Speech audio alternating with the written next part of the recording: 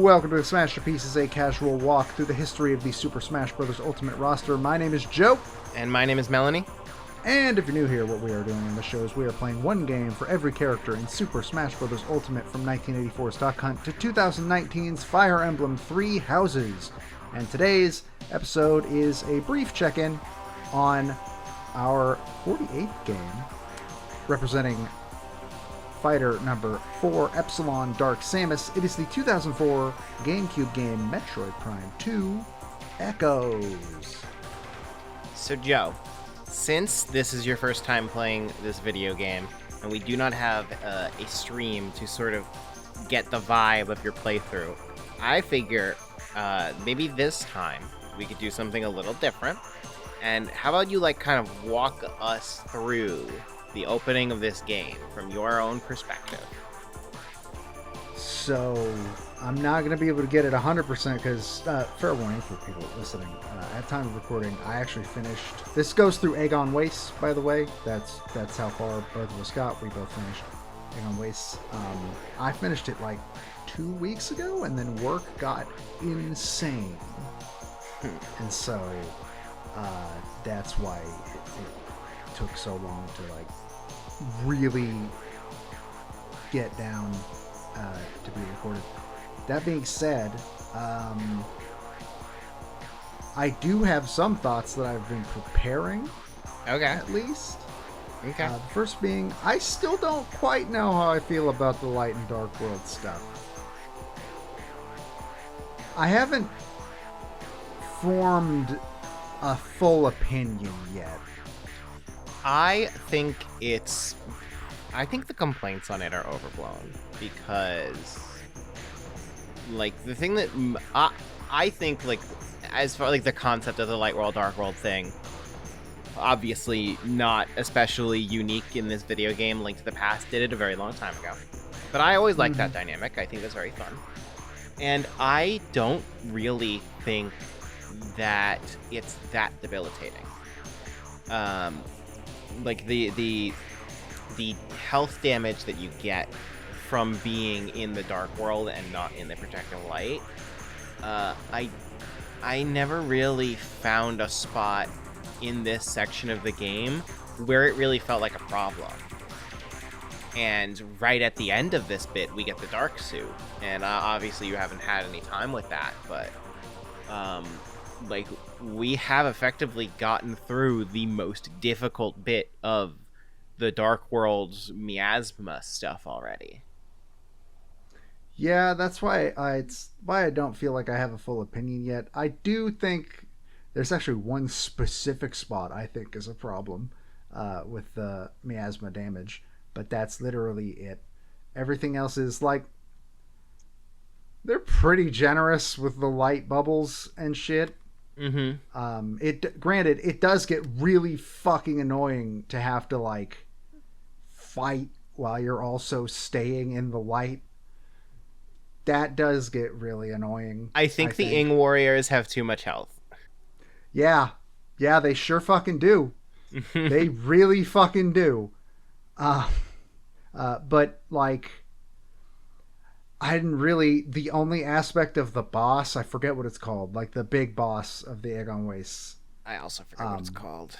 The big wormy thing. The 3 giant worm things. Uncle Worm, Aunt Worm, and Cousin Worm. Amorbus. Amorbus, yes, Among Us. I think I made that joke to myself when I saw the boss name while playing too, so there we go. I found that boss to be kind of annoying, specifically in the context of, well, if I'm not in the light, I'm gonna fucking die eventually. I just thought that fight was a million years long, which the entire Prime trilogy has a problem with. Every single fight in the Prime trilogy is too long. It's way too long, but also I think the part where they're jumping in and out of the sand, they take too many shots for the armor to get broken for how fast they are moving. Because it's 3 missiles yeah, to take out that armor per worm. which by the end you're shooting 3 of them. I assume you're playing on normal too. Yes, I'm playing on normal. Okay. Yeah, I'm playing on veteran, so everything takes more shots. Rad. That sounds awful. That fight took a while. We have our one friend that is the only other person on this earth that likes this game the best out of this trilogy, like I do. And he's a sicko that loves long boss fights. So, like, on the hardest difficulty, where, like, one of the later fights in the game takes 45 fucking minutes because you're on the hardest difficulty and everything has a million health, he cites that as the high point of the game. Off the record, you're talking about right? Yes. I fucking knew it. I like the concept of the dark and light. So is there a damage difference between the dark and light beams? It depends on what you're attacking. So the Ing take more damage from the light beam, and things that are not the Ing take more damage from the dark beam. Okay. That is good to know, because it didn't really feel like it. It's also a little weird because they're very clearly reused assets of the ice beam and the plasma beam. But I do like the idea overall of, do you need more? Well, first of all, I want to say I'm not super cool with the idea of things that aren't fucking missiles needing ammo. But whatever, that's whatever. It's not a big deal. I do, on paper, like the concept of, well, do you need more ammo for the dark beam? Kill shit with the light beam. Do you need more ammo for the light beam? Kill shit with the dark beam. Yeah. I think that it's fine overall because, like, if you just need to open a door, then you can like, even at 0 ammo, you can do a weak shot to open the door. Oh, I did not know that because I've yet to run out of ammo, which is why I don't hate it. But I think you need to charge to use it. You need to charge a shot, but, like, there will never be a point where you can't open a light door or a dark door because you don't have ammo. Okay, that is good to know. Yeah. I overall think that and because of that, I think that the ammo system is good because you've always got the basic power beam, and enemies are more or less going to be balanced around it. But that thing where it's like the Ing of 1,000,000 health, well, that's why you've got the light beam, because the light beam does double damage against them. As for another thing, so when I say I haven't like fully formed an opinion on the light world, dark world, the miasma I don't actually find, other than like the boss I was talking about, other than Among Us, like the thing that is going to get me, and this is a personal thing, is God, I don't think I like games where it makes me have to keep track of 2 versions of the map. It's too much for my stupid brain. But I like, it's kind of like I was saying, I like when a game does a light world, dark world kind of thing. I think it's cool to pay attention to the differences between the 2 versions of the map. I like that. And also to kind of get a feel for, like, when you walk into a room in one of the worlds where you haven't been in there yet, but you've been in the alternate version of it. That's always a feeling that I think is cool. I like that. So for me, the only time that it actually became like, oh God, I don't think I like this part, was there was some section where I had to go to a certain spot in the dark world, but that spot is completely isolated from the rest of the map in the dark world. So you got to go into the light world and you got to find specifically what portal is going to let you go into the spot of the dark world. And I don't know. I think more than anything, it's just like, oh, when the maps become more complicated, I already have enough fucking trouble reading the maps in Metroid Prime. I think it helps that, like, you don't need to be in one world to see its map. You can at least switch between the maps on the fly, which I think makes a big difference because I have played games that are not that generous. I can't think of any, but I'm pretty sure I have as well. Mm. And for the last prepared thought I had, obviously scanning everything, That's you gotta scan everything, Of and that course. includes all the lore shit. Which I've found my new favorite space pirate report, Oh yeah. There's some good ones in this game. which is the science team says we should be able to domesticate Metroids given enough time and effort. The science team is full of shit. Yeah, that's a famous one. That I one's so really good. like that one. I like that one a lot. I also like this one's not like Uh, one of the logbook space pirate logs that you get, but you just like scan a random terminal and it's just like this is a reminder to all units that Metroids are not to be kept as pets or used as target practice. I remember that one too. I just Uh, I love Retro's characterization of the space pirates. It is always so good. they're very funny. But yeah, I think that continues to be extremely funny, and just the idea of one of the military guys just being like, "Oh man, those scientists are fucking stupid, huh? I love it. It's so good. Somebody's never actually hung out with a Metroid, I guess." How did you feel about the Federation troop logs? I don't remember any of them being especially memorable. Like, how did you feel about that whole opening bit? The entire prologue, basically. Was that the part where you just go through them being completely fucked up, and then when you go back, they start getting up Yeah. and attacking? Yeah, I thought that was neat. I felt like I definitely thought going in that one was kind of the right vibe for you. Yeah, though having now played Halo, which I'm not sure I had played Halo when we did Metroid Prime 1. You I had. remember if we Halo was before had that. I? Okay. Yeah. But having played Halo, oh, it's just the flood. Little bit. It's just the flood. Hey, so fun fact. Let me confirm something real quick. So this game released 1 week after Halo 2.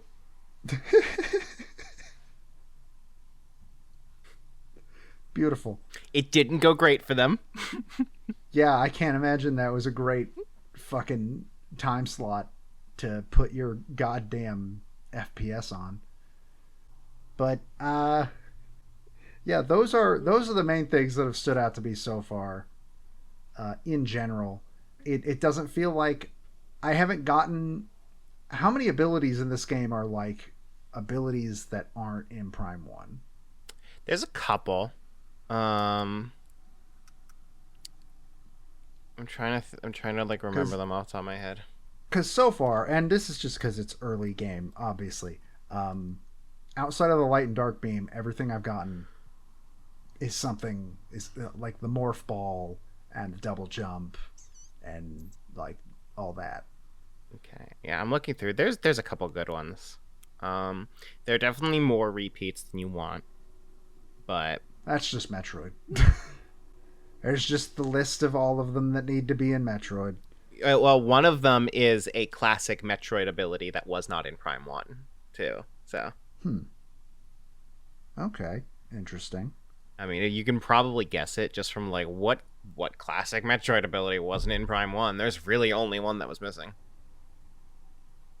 Genuinely can't remember.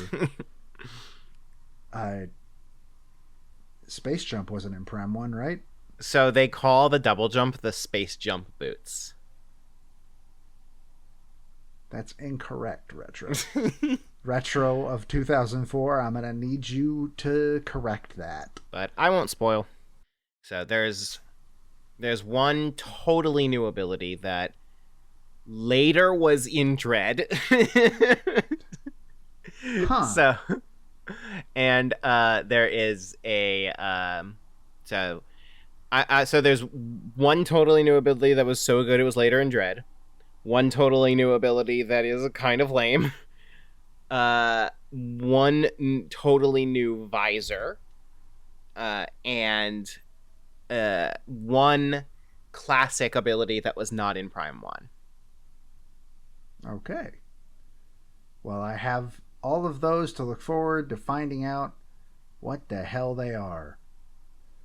I don't hate the game so far. It's fine. I like this one better than Prime 1.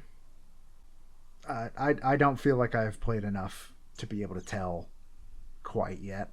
Mm-hmm. So I guess we're going to see. There are definitely a lot of ways in which it is very similar to Prime 1. Like we can't really like have a fully formed discussion on the game to some extent because we already did talk about Prime 1, but I just the vibes of this one just kind of work the best for me.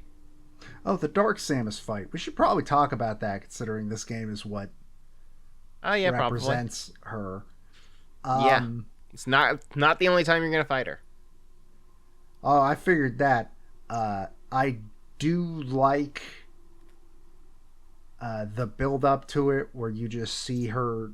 She like locks you. Why does she have the ability to lock you behind that gate? That seems like bullshit. Why does she have that mechanism?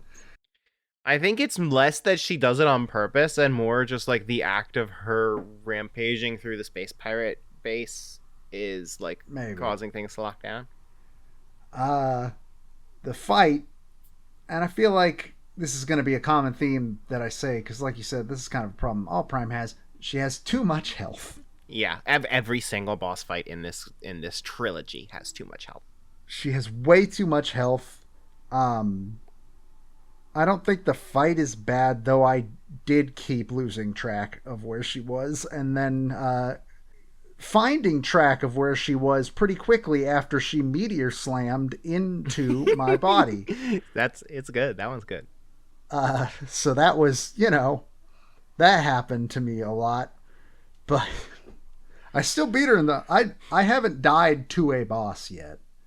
At the very least, I've died to the miasma. I'm pretty sure has killed me at least once or twice.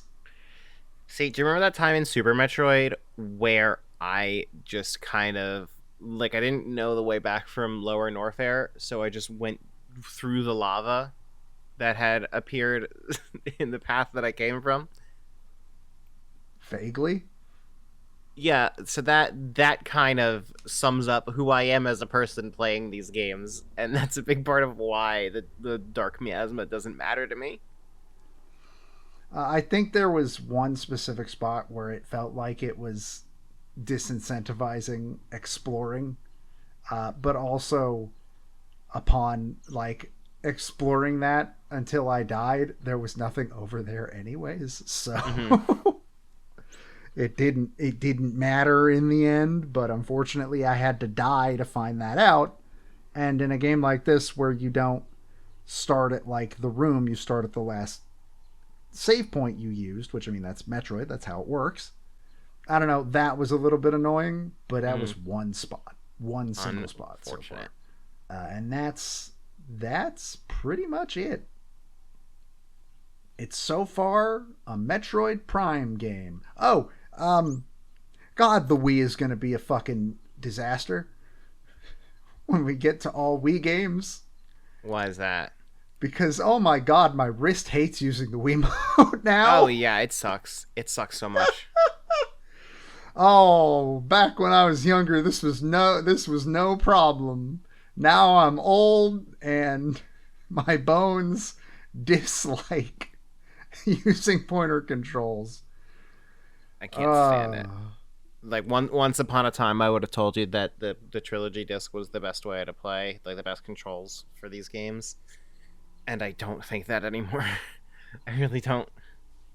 Hey, if you're a young child, strapping child though, strapping? That's not the word I wanted to use there. If you're younger and aren't dying through every joint in your body, you'll probably be fine. But me, my joints don't work. Mm-hmm. And so this is like we're recording this on like the 5th consecutive day where I woke up from a dream where my knees got so bad my legs don't work anymore.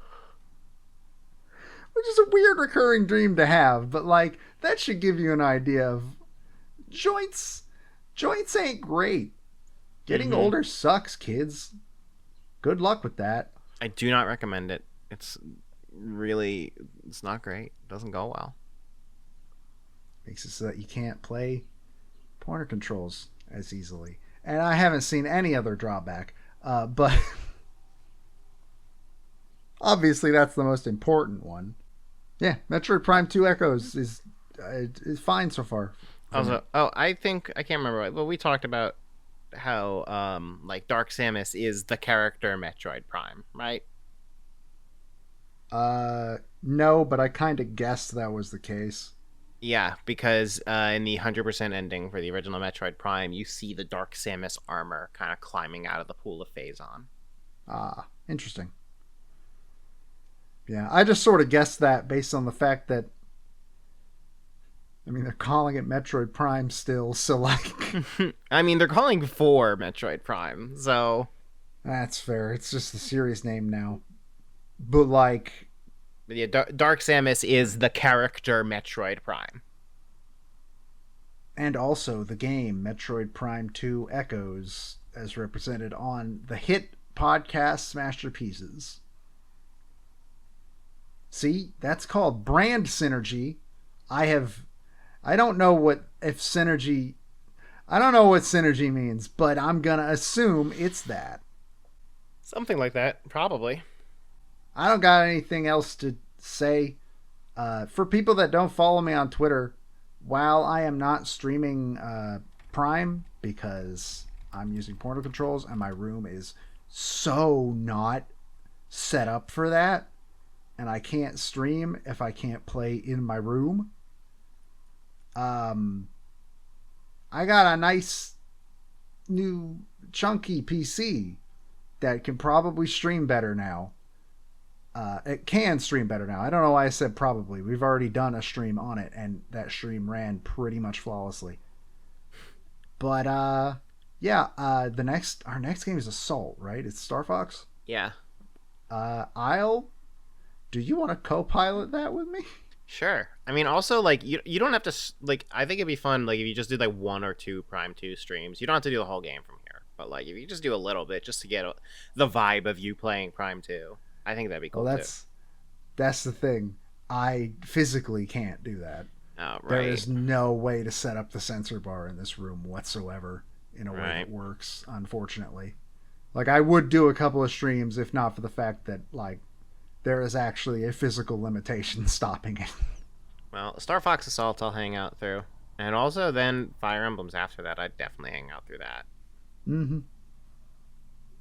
Yeah. So yeah, also just some streams coming from me in the future. Obviously, we've already talked about how streaming from both of us is kind of has slowed down since last year. Solo streams are not fun. But I will probably try and stream a solo stream once or twice a month. Maybe not like always solo. I don't know. But I think I am more or less at the point where I am no longer able to do solo streams. That is unfortunate. You should just be like me and unhinge all logic and reason from your brain when the stream button is hit. No, so that's part of why I can't do solo streams, because I would feel the crushing anxiety and inadequacy of not being able to do that. Like, no matter what people tell me, I don't feel like I'm as good at it as you are. And that wears me down so much, knowing that I'm not living up to my own satisfaction. All you gotta do is never sleep. I know you and me are both pretty equal on that, but also have a crippling caffeine addiction that fuels that, while also constantly having chronic fatigue issues and not knowing what you're talking about all the time. Those are the 4 steps. Hi, my name is Joe DeVader, and I'm here to sell you the 4-step program of becoming a fucking idiot. Look, I'm medically altering my body in drastic ways on purpose. I can't add accidental ways into it, too. I don't see why not. That's coward talk. If you call now, I'll teach you. I don't have anything else to say about Prime 2. Mm-hmm. All right. Well, we'll be back. I think the next episode will probably be, depending on how long it takes us, will probably be like the rest of the game. I do think it was valuable, though, to get a partway through viewpoint from me specifically, because, like you said, this is the first time that I'm playing Prime 2. I think if you feel like you have something to say after the next segment, then it will be good to check in after, because it's structured like, you know, we fought the boss and we retrieved the energy from the region, and then we're gonna go back to the main temple to return it. The whole game is like kind of that formula. So I think after the next temple and the next main boss, if you feel like you've got something to say, that'd be another good point for us to, you know, stop and record. I always feel like I have things to say. That's the problem. Okay, then we'll do that. We'll stop and record when you beat the next boss. We'll see. I might just bulldoze through the rest of the game. You never know. No one knows. I'm an enigma. Let me check when a particular boss fight is. Oh, it's in the next. We. I would love to hear your thoughts on this boss. We should record after the next temple. All right, we shall find out if that ends up being the case, and you'll know when that ends up being the case because the episode will drop on the RSS feed. So look forward to that in statistically like 6 months. And until then, my name is Joe. My name is Melanie. We'll see you next time when we come back for more discussion on Metroid Prime 2 Echo.